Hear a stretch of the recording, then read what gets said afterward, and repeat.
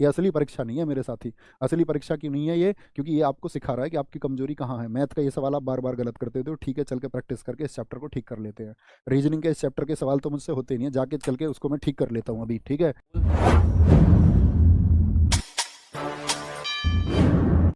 Mock mock जितने भी लोग दे रहे हैं, मिनी मॉक दे रहे हैं बच्चे, आपके पास थ्योरी नोट्स होंगे अपने। थ्योरी नोट्स में रोज का टारगेट बनाओ। रोज का टारगेट मैंने कहा 1/4 टाइम आपका जीएस के लिए दे दो। 1/4 टाइम अपनी पढ़ाई का, यानी कि 10 घंटे में से आप बोलो भैया 2.5 घंटे जीएस, हाँ जी। इसमें भी बच्चे 2.5 घंटे सब सब्जेक्ट के हो गए, 2.5 और 2.5। अब आपको लग रहा है रीजनिंग तो 2.5 घंटे करने की ज़रूरत ही नहीं है भैया, रीजनिंग तो 1-1.5 घंटा काफ़ी है। एक मॉक लगाया, प्रैक्टिस सेट लगाई, काफ़ी होगा। तो बाकी बचा हुआ 1.5 घंटा किसको देंगे? तो जो सब्जेक्ट कमज़ोर है, हिंदी को क्या 2 घंटे देने की ज़रूरत है जीडी के लिए? आप कहोगे नहीं भैया, प्रैक्टिस सेट लगाया 40-45 मिनट का, एक मॉक लगाया 40-45 मिनट का, और आपका 15-20 मिनट में एक चैप्टर को रिवाइज कर लो। रिवाइज का मतलब है जो आपके नोट्स थे, तो यहाँ से आधा, यहाँ से 1 घंटा बचा लोगे, हिंदी से 1 घंटा, रीजनिंग से बचा लोगे। ये 2 घंटे कहाँ दोगे? 1-1 घंटे बढ़ा दो ना, 1 घंटा मैथ में बढ़ा दो, 1 घंटा यहाँ पर। तो जीएस के लिए 3.5 घंटे हर रोज दो, ठीक है। अब बच्चा पता रीजनिंग अच्छी कर रहा है, तब भी उसको करने में लग रहा है, तब भी करने में लग रहा है, ठीक है। मतलब परफेक्शन होना है, वहाँ भी आपको करके आना 20/20, वो भी ज़रूरी है।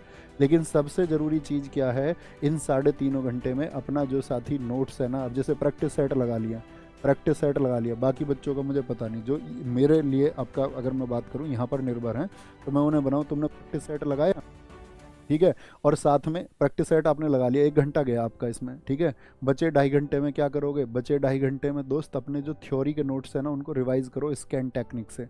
स्कैन टेक्निक बोले तो एक बार उसको पढ़ा, आंखें बंद करो, मेमोराइज करो क्या क्या पढ़ा था।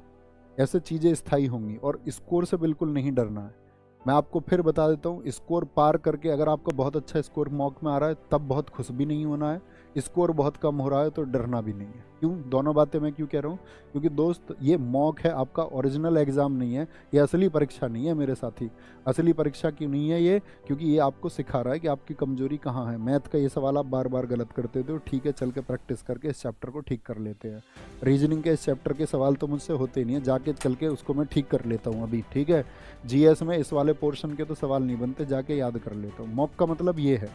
मैंने बहुत बच्चे देखे हैं, हमेशा कहते हैं मैं मॉक को पार कर रहा था और फाइनल सिलेक्शन भैया नहीं हुआ है। बहुत सारे बच्चे मैंने ऐसे देखे हैं, मेरे मॉक में कभी अच्छा स्कोर नहीं आया, मेरा फाइनल हो गया। तो वो आपको सिखाने के लिए, वो आपका मेन एग्जाम नहीं है साथी।